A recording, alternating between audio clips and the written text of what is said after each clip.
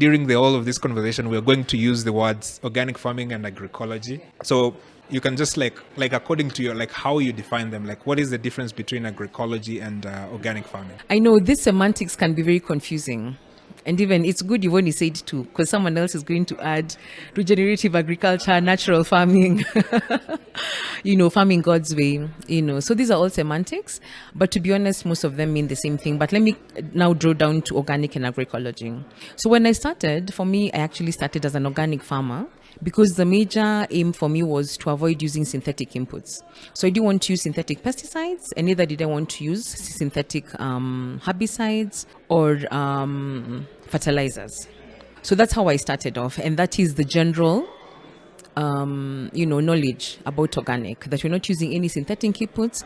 When it comes to raising animals, we're not going to inject them with growth hormones. We're not going to overuse antibiotics, only unless the animal is sick, that you can be able to administer some sort of medication, because as organic farmers, we also care for the animals. We won't watch it dying as you feed it some indigenous leaves.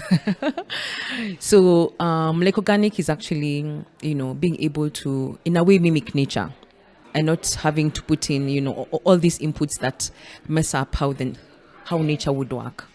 But agroecology is more encompassing, and this is how I train my farmers how to define agroecology. So agriculture, and ecology is basically how the environment interacts with different parts of each other.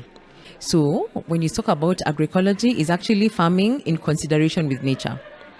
And when you think about the principles of agroecology, so for me, I remember in 2019, we had the first agroecology conference happening here in Nairobi. And some people came and they said, Sylvia, would like to bring some people to your farm to come and visit because you're practicing agroecology. Do you know, Brian, it took me so long to define it. Those days, there were no simple definitions. I used to check YouTube videos. I would check it out, and it was all scientific stuff that made no sense. And it took me long to understand it until I realized, without knowing, being an organic farmer, I was actually practicing the 13 principles of agroecology. Why? Because I was farming in consideration with nature. So at the end of the day, organic actually falls under agroecology. And it actually complements agroecology. It's part of agroecology.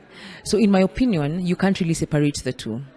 And if you're a farmer who's actually practicing the 13 principles of agroecology, we could almost name you as an organic farmer. Though I know there's some aspects of agroecology where some people say that you can be able to use synthetic inputs at some point. But for me, that's not an option. And that's what I encourage us. That if you're an organic farmer, you're practicing agroecology, and if you're practicing the 13 principles of agroecology, you're actually deemed as an organic farmer.